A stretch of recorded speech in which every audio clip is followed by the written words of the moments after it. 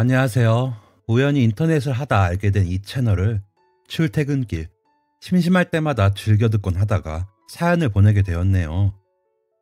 새로 생긴 저의 가족과 다름없이 소중한 분들에게 감사함을 전하기 위해 사연을 신청해 봅니다. 저는 학원에서 입시 강사를 하고 있는 20대 후반 남성입니다. 입사할 때도 기숙사도 따로 있는 꽤 큰 학원이었는데 제 강의가 늦게 공부를 시작하는 학생들에게 큰 인기를 얻어 학원의 매출이 많이 올라 연봉도 또래보다 훨씬 높게 받고 있습니다. 지금은 이렇게 성공한 인생을 살고 있지만 제가 학원에서 학생들을 가르치는 일을 하기까지의 과정은 정말 한편의 드라마 같았네요. 흔히 저에게 도움을 주신 은인을 귀인이라고들 하잖아요. 저도 제 인생의 귀인을 만나지 않았다면 지금쯤 어떻게 살고 있을지 생각조차 하기 싫을 정도로 바닥인 인생을 살았습니다. 20대 초반 우연히 그분을 만나 도움을 받지 않았다면 지금의 저는 없을 것입니다. 저는 부모님이 다 살아계시고 보육원에서 자란 적도 없지만 고아와 다름없는 어린 시절을 보냈습니다. 저희 부모님은 제가 5살 때 이혼하셨어요. 이유는 어머니의 외도였습니다. 어린 시절부터 집에 잘 없었던 어머니는 결국 새로 만난 남자와 살림을 차리기 위해 집을 나갔고 아버지는 그런 어머니를 용서할 수 없었던 것 같아요. 어머니는 가정주부셨는데도 항상 아침 일찍부터 밤 늦게까지 봐주는 유치원 종일반을 찾아 저를 맡기고 육아에 대한 책임을 지지 않는 분이었습니다. 육아뿐만 아니라 집안일도 마찬가지였고요. 항상 집은 청소가 되지 않아 난장판이었고 요리한 흔적 같은 것도 찾아볼 수가 없었습니다. 그 시간 동안 어머니는 다른 남자와 연애를 하고 계셨어요. 항상 돈을 벌어오느라 바쁘셨던 아버지는 집에 들어오는 날이 거의 없었고 일주일에 한두 번 정도 오셔서 잠만 자고 나가시곤 했죠. 어머니가 집을 나가고 부모님이 이혼하셨다고 해도 제 생활에 크게 달라지는 건 없었습니다. 아버지 또한 돈을 버는 데에만 급급하셨고 가정에 대한 책임은 전혀 없으신 분이셨으니까요. 저는 그렇게 낡고 어두운 유치원에서 대부분의 시간을 보냈고 빨리 저를 보내고 퇴근하고 싶은 유치원 선생님과 원장님의 눈칫밥을 먹으며 지냈습니다. 그래도 아버지는 저를 때리거나 하진 않으셨어요. 방임도 학대라면 아버지도 그리 하신 거겠지만요. 하지만 배운 것 없고 가진 것 없이 열심히 돈만 벌어오시다 어머니에게 크게 배신당하신 아버지의 입장이 지금에 와서는 조금은 이해가 됩니다. 어머니와 함께 만든 생명인 저를 보고 싶지 않으셨겠죠. 사는 게 다 부질없고 아무런 의욕도 들지 않으셨던 것 같습니다. 제가 어렸을 때는 그나마 어린 저 때문인지 밤 늦게라도 집에 들어오시긴 했지만 점점 시간이 지나서 제가 나이를 먹어가자 집에 있는 날보다 없는 날이 더 많았죠. 저 혼자 그 빈집에서 밥도 해먹고 텔레비전도 보면서 지냈습니다. 크게 부모님의 사랑을 받아봤던 적이 없어서 그다지 외롭다는 생각은 안 했지만 참 그 일이 크게 상처였는지 두고두고 마음 아프게 기억하고 있어요. 입학식, 졸업식이나 운동회처럼 친구들의 가족이 다 모이는 일이 있으면 그 외로움은 점점 더 크게 느껴지곤 했죠. 저희 아버지는 단 한 번도 그런 곳에 오신 적이 없었으니까요. 어머니의 배신 때문에 돈을 버는 일도 의욕이 사라졌는지 저희 집은 제가 성인이 될 때까지 가난했어요. 연락을 끊고 지내는 지금은 어떻게 지내는지 잘 모르겠지만요. 아버지가 집에 없으시면 일하러 가셨나 생각했는데 큰 돈 한 번 없었던 집안 살림을 생각하면 꼭 그랬던 것도 아닌 것 같아요. 어디서 뭐 하시는지 모르는 아버지는 가끔 집에 오시면 일주일 아껴 살면 살 수 있을 만큼의 소정의 돈만 식탁 위에 올려두고는 다시 일주일씩 사라지시곤 했습니다. 그 돈으로 아껴서 장도 보고 생필품도 사면서 그럭저럭 버텼어요. 하지만 학비를 내야 하는 고등학생 때가 되니 상황이 좀 달라지더군요. 아버지가 계실 때 학비 이야기를 꺼내서 분기별로 납부를 해야 했으니까요. 아버지가 학비를 안 주실 분은 아니었지만 어떤 교류도 없고 유대관계도 없는데 돈 달라고 말씀드리기가 사춘기인 그 시절엔 죽기보다 싫었습니다. 어린 시절엔 반에서 손가락 안에 꼽힐 정도로 공부를 잘했던 저이지만 봐주는 사람 하나 없고 칭찬해주는 사람 하나 없으니 저도 공부에 대한 의욕이 생기질 않더라고요. 어느 순간부터 놓아버리고 고등학교도 대충 성적 맞춰 지역에서 가장 공부 못한다고 소문난 실업계 고등학교에 진학한 상태였습니다.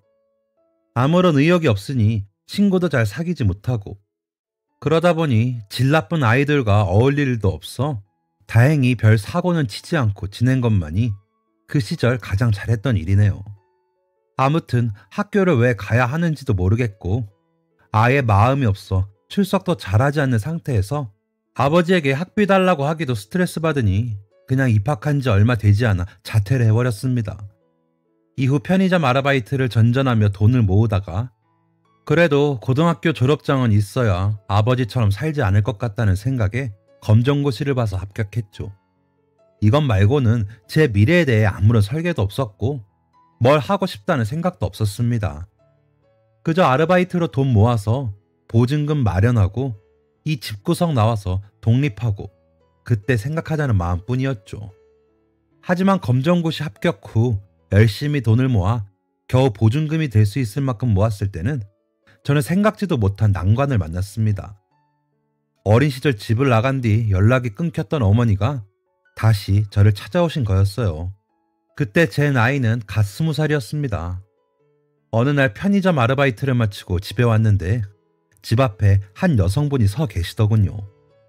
너무 어릴 때 집을 나가셨고 그 뒤로는 아예 연락조차 하지 않아 길 가다 얼굴 봐도 알아볼 수 있으려나 가끔 생각하긴 했는데 멀리서 봐도 어머니라는 걸 알겠더라고요. 어머니를 미워하지도 않고 사랑하지도 않고 그냥 아무런 감정이 없었는데도 심장이 덜컹하는 게 느껴졌습니다. 참 이상하죠. 어머니도 저를 한눈에 보고 알아봤는지 어땠는진 잘 모르겠지만 한 번도 생각해 본 적 없었던 어머니와의 재회가 상상치도 못했던 때 일어나니 마음이 참 오묘하더군요. 저도 모르게 그리워했던 것 같아요. 그렇게 어머니를 집 앞에서 만나서 잘 지내셨냐 어쨌냐 간단하게 안부를 묻고 어색한 분위기 속에 서 있었습니다. 날이 추워 안으로 들어가서 이야기를 해야 하나 싶었지만 차마 아버지가 가끔이라도 주무시곤 하시던 집 안으로 모시기는 좀 그렇더군요. 아버지에게도 어머니만큼 아무 감정이 느껴지진 않았지만 아버지에게 할 수 있는 최대한의 예의로 어머니를 집 말고 다른 근처 조그만 카페로 모셨습니다. 카페로 모시면서도 마음 한편이 불편하더군요. 평생을 안 보고 살다가 갑자기 왜 찾아왔는지 좋다기보다는 불길한 마음이 들었습니다. 그 마음은 정확하게 맞아떨어졌어요. 카페에 앉아 음료를 시키자마자 어머니가 저에게 돈을 빌려달라고 하더군요. 다짜고짜 별로 어려워하지도 않고 말씀하시는데 어이가 없어서 헛웃음이 나왔습니다.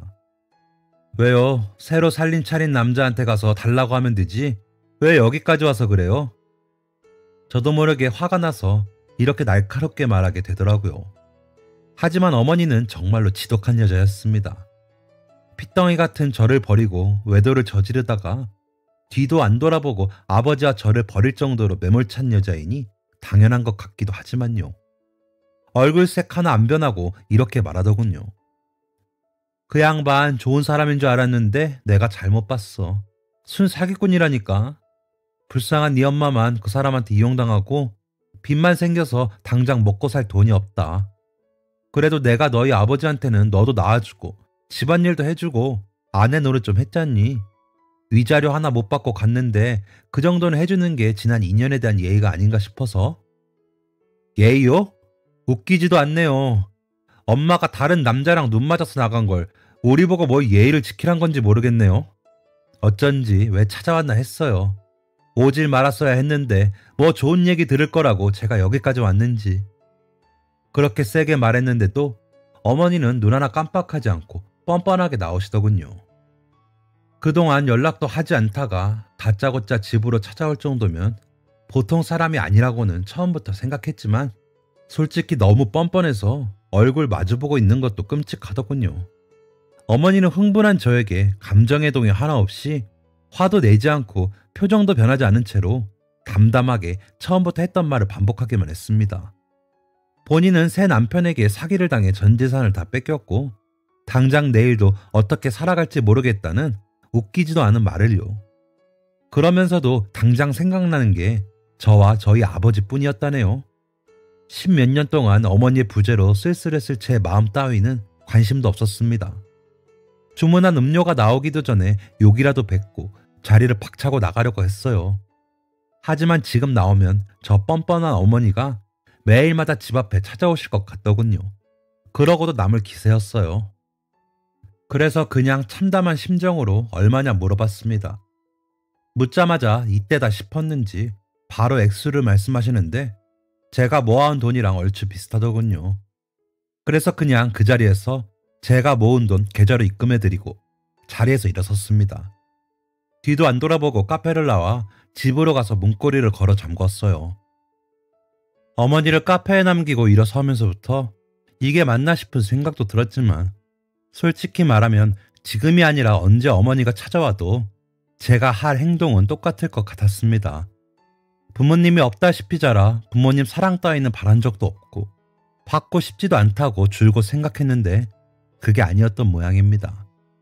저를 버리고 나가서는 뻔뻔하게 돈 달라고 하는 어머니를 차마 내칠 수가 없더군요. 그래서 처음이라 액수가 적을 때 그냥 돈 줘버리고 제 마음에서 어머니란 세 글자를 지우고 처음부터 난 어머니가 없었다고 생각하며 영원히 잊기로 했습니다. 지금 돈을 안 주면 제가 마음이 약해져 어머니라는 여자와 인연이 계속 이어질 것 같으니 여기서 돈으로 정리를 하고 제 인생에서 어머니를 지우기로 한 거죠. 두 번 다시는 어머니를 그리워하거나 찾아왔을 때 마음 흔들리지 않고 문전박대할 수 있게 말입니다. 시간이 지난 지금에서야 그때 제 심정을 정리가 돼서 이렇게 글로 표현할 수 있게 되었지만 그때 당시는 정말 절망스럽고 하늘이 너무 원망스럽더군요. 정말 제가 살아서 숨쉬고 있다는 것 자체가 절망 그 자체였습니다. 그러자 제가 태어나고 어머니 아버지와 한때나마 살았던 집구석도 진절이 나기 싫더군요. 그 진절이 나는 집 한 구석에 틀어박혀 웅크리고 몇 날 며칠을 울었습니다. 독립 자금으로 모은 보증금을 그렇게 날리고 어떻게 해야 되나 막막함에 잠도 이루지 못했어요. 그런데 가는 날이 장날이라고 며칠 뒤 아버지라는 사람이 와서는 여자가 생겨서 집을 팔고 이사를 가야겠으니 앞으로 어떻게 살지 생각이나 좀 해보라고 하더군요. 몇 년 만에 처음으로 저에게 말을 걸어 하시는 말씀이라곤 참. 그저 아버지에겐 제가 짐덩이였을 뿐이구나 하는 생각이 들었습니다. 어렴풋이 알고는 있었지만 현실로 이어지니까 충격에 흐르던 눈물도 저절로 들어가더군요. 갑자기 정신이 확 들어 이 집에서 나가서 독립해서 스스로 살아야겠다는 생각을 했습니다. 저를 돈줄로밖에 생각하지 않는 어머니와 짐짝으로밖에 생각하지 않는 아버지를 영원히 잊기로 다짐했죠. 지금 당장 돈이 없는데 나가야 하니 뒤도 돌아보지 않고 바로 육군 추가 모집에 지원해 입대를 해버렸습니다. 훈련소에 가려고 집을 나오면서도 뒤돌아보지 않았어요. 영원히 돌아가지 않겠다고 집을 나와 훈련소로 들어갈 때까지 굳게 마음을 다졌습니다. 그 다짐은 다행히도 아직까지 이어지고 있네요. 입대하기 전 정신 상태가 정상이 아니었어서 그런지 오히려 군대를 가니 잡생각을 많이 하지 않아도 돼서 제 마음은 훨씬 안정이 되기 시작했습니다. 생각하지 않아도 할 일은 많았고 규칙적으로 시간을 맞춰 진행되는 일과를 따라가다 보면 잠도 잘 오곤 했죠. 어머니를 만난 날부터 시작한 불면증이 군대를 가기 전날 밤까지도 이어져 무척이나 고통스러웠는데 잠을 잘 잘 수 있게 되었다는 것만으로도 감사했습니다. 다만 모두들 부모님의 배웅을 받으며 훈련소에 입소하는데 저 혼자만 아무도 오지 않고 쓸쓸히 들어가는 게 속이 쓰리긴 했습니다. 하지만 부모님이 생각날 때마다 이제 제 인생에서 부모님을 만날 일은 영원히 없을 거라고 굳게 했던 다짐을 되새기곤 했죠. 자대 배치를 받고 나서도 가끔 외출이나 외박을 받으면 그냥 혼자 시간을 때우다가 대충 여관이나 찜질방에서 자고 복귀하곤 했습니다. 어디 가서 뭘 했다고 말하지 않아서 저 혼자 시간을 보내는 게 티가 났는지 평소 유난히 친절하게 대해주던 동기 한 명이 저에게 휴가 가서 가족들은 안 보고 오냐고 조심스럽게 물어보더라고요.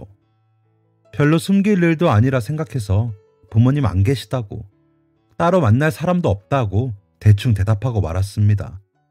솔직히 별로 우울하게 얘기했던 것도 아니고 평소처럼 아무렇지 않은 말투로 말했던 터라 금방 잊어버릴 줄 알았어요. 하지만 다른 군인들과 다르게 휴가를 기다리지도 않고 군 생활에 별로 불만도 없어 보이는 제가 이상한 놈이긴 했나 봅니다. 동기가 마음이 쓰였는지 며칠 뒤에 저에게 와서 다음 외출은 맞춰서 같이 놀자고 하더군요. 편의상 이 동기를 형이라고 부르겠습니다. 대학을 다니다 조금 늦게 입대를 해서 저보다 2살 많거든요. 아무튼 형이 그렇게 먼저 제안하는데 저도 뭐 할 일도 없고 거절할 이유도 없어서 알겠다고 했습니다. 그때는 제가 사는데 여유도 없고 살면서 한 번도 사람들에게 관심을 주고 살았던 적이 없으니 형이 저를 생각해서 외출 맞춰보자고 한 거라고 생각조차 하지 못했어요. 그냥 심심한가 보다 했죠. 그렇게 외출을 나가 시간을 같이 보냈습니다. 거의 처음 가보는 영화관에서 팝콘 먹으면서 영화도 보고 형이 찾아온 맛집 같은 데 가서 외식도 했습니다. 혼자 외출 나갈 때면 뭘 하든 시간이 정말 더럽게 안 갔었는데 같이 시간을 보내니 눈 한번 깜짝하는 사이에 다 가버리더군요. 함께 보내는 시간이 즐거워서 그랬는지, 아니면 자대 배치 때부터 같이 받은 동기라 내가 내면적으로 다른 사람들보다 훨씬 의지하고 있었던지 저녁을 먹으면서 저도 모르게 살아온 이야기를 하고 있었습니다. 난 한 번도 누군가와 이렇게 시간을 보내본 적이 없다. 부모님은 어릴 때부터 나를 버려놓고 독립하려고 하니 내가 모은 돈을 다 가져갔다. 나가서 뭘 해야 될지도 모르겠고 그냥 도망치듯이 입대를 했다고 말입니다. 거기까진 담담하게 괜찮았는데 형 얼굴을 보자 눈물이 글썽글썽 하더군요. 누군가 저를 위해 울어주는 게 처음이라 저도 마음속 깊은 곳에서 울컥하고 뭔가가 차올랐습니다. 무척이나 고맙더군요. 혼자 시간을 보내면 PC방에서 게임만 해도 시간이 정말 안 갔는데 같이 가자고 해줘서 고마워. 시간 정말 잘 갔다. 누군가랑 같이 시간 보내는 게 이렇게 즐거운 건지 처음 알았어. 저도 울컥해서 이렇게 말했더니 동기가 말이 없어지더니 그동안 고생했다고 한마디 하는 겁니다. 그 말에 모든 마음의 벽이 다 무너져 내리는 기분이었어요. 유대 관계가 아무리 없었어도 피를 나누고 20년 동안 가끔이라도 얼굴을 맞대던 아버지마저도 저를 버린 마당에 만난 지 얼마 되지도 않는 동기에게서 마음의 벽이 허물어지다니 울면서도 인생이 참 별거 없다는 생각이 들었습니다. 복귀하는 길에 형이 그러더군요. 앞으로 될 수 있으면 외박 외출 나오면 같이 가고 휴가도 맞춰보자고요. 괜히 저 때문에 형이 시간 뺏길까봐 걱정이 됐지만 저로서는 거절할 일이 없었기 때문에 좋다고 했습니다. 이후 군 생활은 좀 많이 달라진 것 같아요. 일단 제가 많이 밝아졌습니다.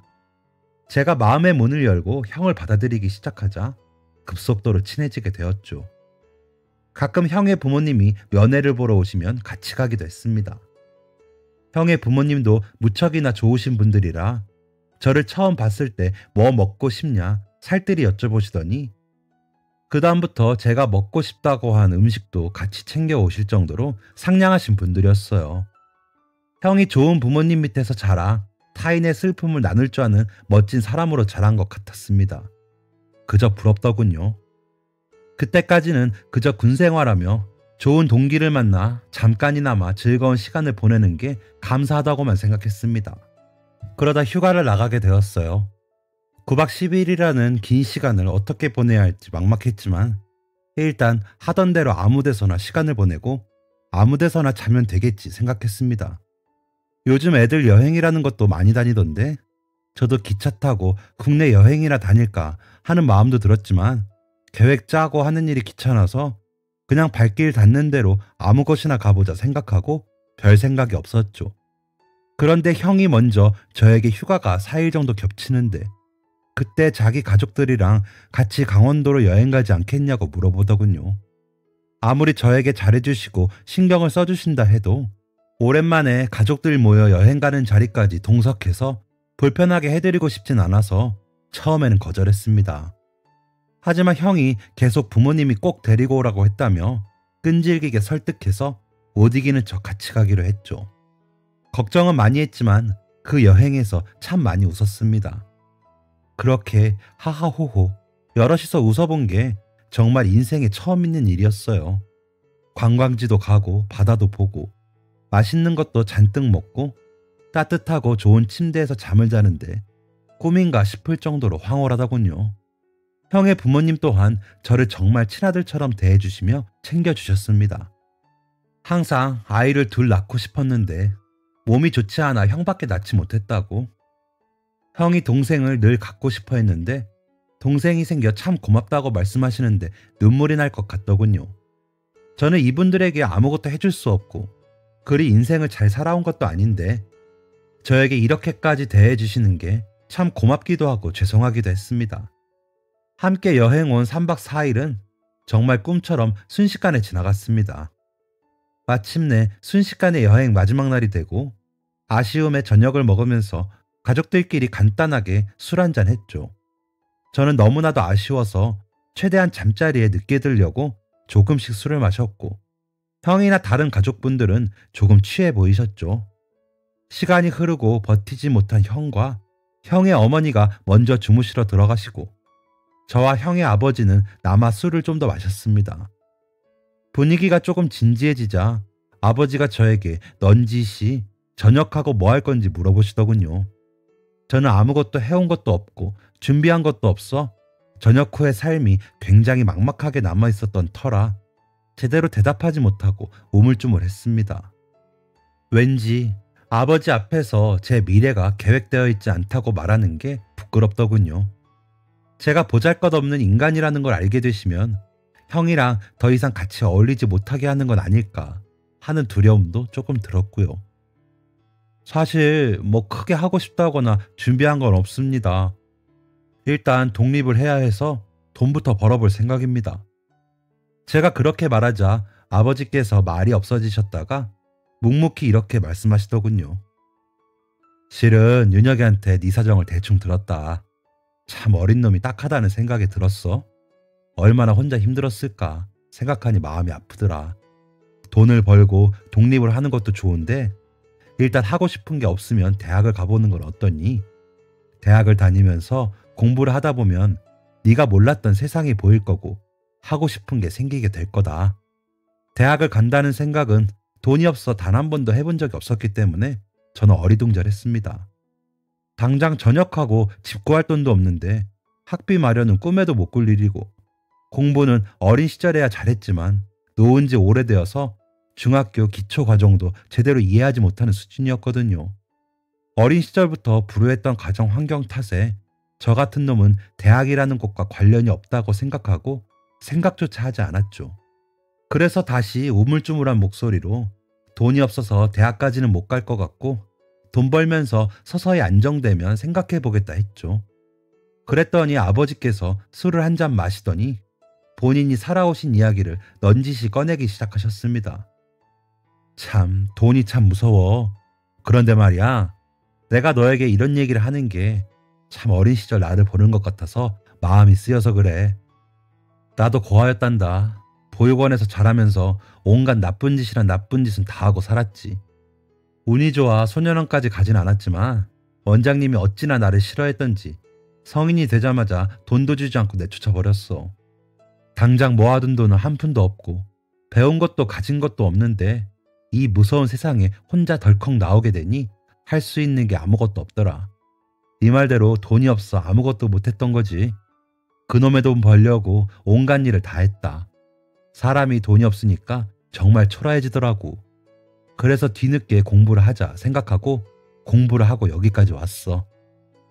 형과 가족들을 보면 제가 본 사람들 중 가장 잘 사는 것 같아 보였기 때문에 아버지가 보육원 출신이라고는 상상조차 하지 못했던 저는 괜히 숙연해져서 말없이 술잔만 바라보고 있었습니다.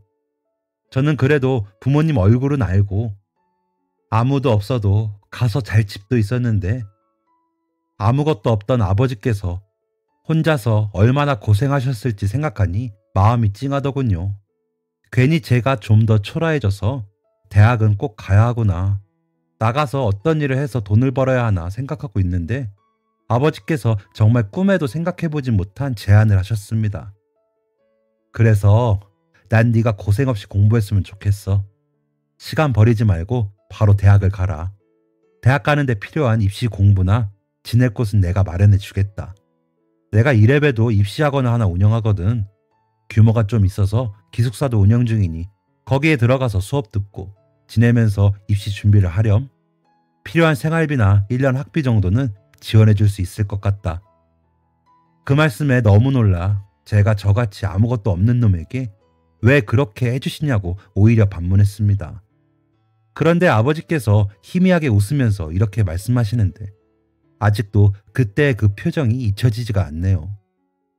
아까도 말했지만 참 네가 어린 시절 나 같아서 도와주고 싶구나. 그리고 네 눈을 보니 정말 착하고 성실한 놈이라는 생각이 들어. 세상이 아무리 힘들어도 나 같은 사람이 한 명이라도 있다는 걸 알려주고 싶구나.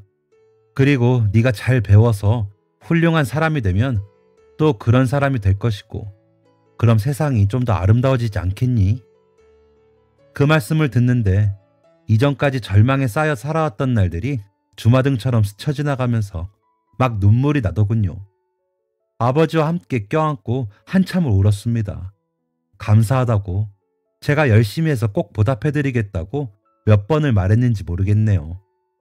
그렇게 밤이 깊어질 때까지 울며 감사하다고 말하다 뒤늦게 잠자리에 들었지만 단 한 번도 생각해 본 적 없던 희망찬 미래에 가슴이 뛰어 술에 취한 와중에도 쉽게 잠을 청하지 못하고 계속 뒤척였던 기억이 나네요. 그리고 부대로 복귀하면서 형에게 모든 이야기를 털어놓았습니다. 아버지께서 이렇게 말씀하셨는데 내가 정말로 염치불고하고 아버지 지원을 받으면서 공부를 해도 되냐고 물어보았죠. 그랬더니 형은 모든 걸 다 알고 있더라고요. 처음부터 아버지가 그렇게 하고 싶어 하셨고 평소에 걱정도 무척이나 많이 하셨다고 말입니다. 제가 아버지의 지원을 받아 공부를 하는 게 아버지의 힘들었던 젊은 시절에 대한 보상이 될 것 같다며 입시 기초 과정은 본인이 입대 전 과외 아르바이트를 많이 해서 어느 정도 자신 있으니 본인이 가르쳐 주겠다고 하더군요.